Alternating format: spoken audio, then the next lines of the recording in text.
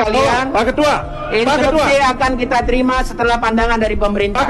Pak Ketua, sebelum pemerintah yang sangat saya banggakan dan hormati, tolong kami dikasih. Pengesahan Omnibus Law RUU Cipta Kerja menjadi undang-undang akhirnya terlaksana.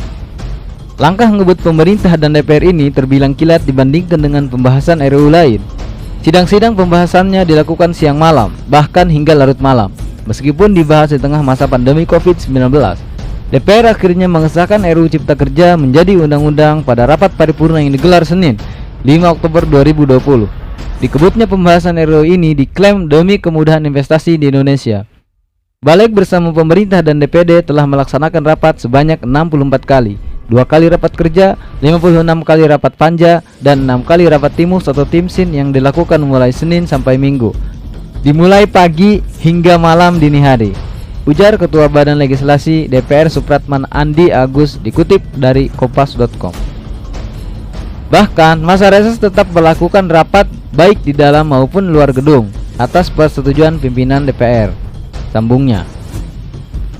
Tercatat sebanyak 7 fraksi telah menyetujui RUU Cipta Kerja disahkan, yakni Partai Demokrasi Indonesia Perjuangan, Partai Golkar, Partai Gerindra, Partai Nasdem, Partai Kebangkitan Bangsa, Partai Amanat Nasional, dan Partai Persatuan Pembangunan. Sementara 2 partai yang menolak adalah Partai Keadilan Sejahtera dan Partai Demokrat. Sebelumnya, RUU Cipta Kerja menuai banyak sorotan masyarakat. Berikut sejumlah kontroversi terkait dengan Omnibus Law Undang-Undang Cipta Kerja. 1. Penghapusan upah minimum. Salah satu poin yang ditolak Serikat Buruh adalah penghapusan upah minimum kota atau kabupaten atau UMK dan diganti dengan upah minimum provinsi atau UMP. Penghapusan itu dinilai membuat upah pekerja lebih rendah. Padahal dalam Undang-Undang Ketenagakerjaan Nomor 13 Tahun 2003 disebutkan tak boleh ada pekerja yang mendapat upah di bawah upah minimum. Baik UMP dan UMK ditetapkan oleh gubernur dan memperhatikan rekomendasi dari Dewan Pengupahan Provinsi dan Bupati atau Wali Kota. Penetapan UMK dan UMP didasarkan atas perhitungan kebutuhan layak hidup atau KLH. 2. Jam lembur lebih lama. Dalam draft Omnibus Law bab 4 tentang Ketenagakerjaan pasal 78 disebutkan waktu kerja lembur hanya dapat dilakukan paling banyak 4 jam dalam sehari dan 18 jam seminggu.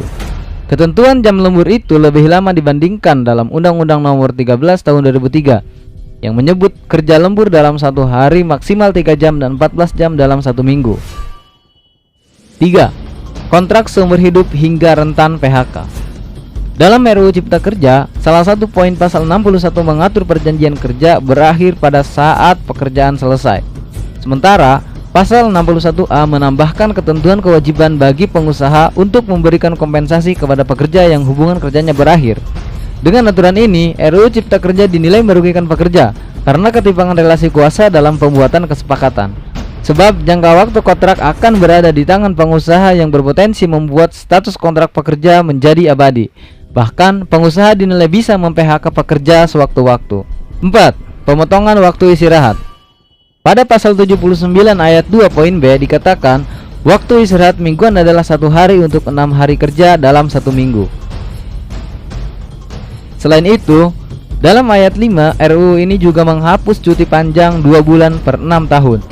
Cuti panjang tersebut akan diatur dalam perjanjian kerja, peraturan perusahaan, atau perjanjian kerja bersama. Hal tersebut jauh berbeda dari Undang-Undang Ketenagakerjaan sebelumnya yang menjelaskan secara detail soal cuti atau istirahat panjang bagi pekerja yang telah bekerja selama 6 tahun di perusahaan yang sama. 5. Mempermudah perekrutan tenaga kerja asing.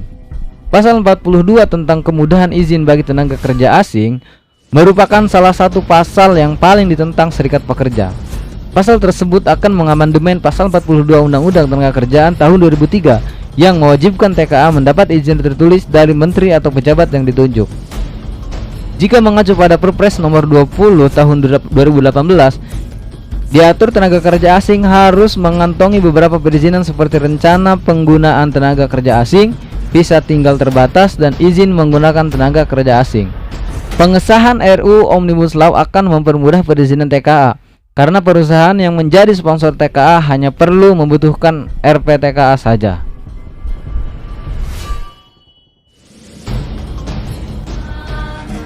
Wahai kalian yang rindu kemenangan, wahai kalian yang turun ke jalan demi mempersembahkan jiwa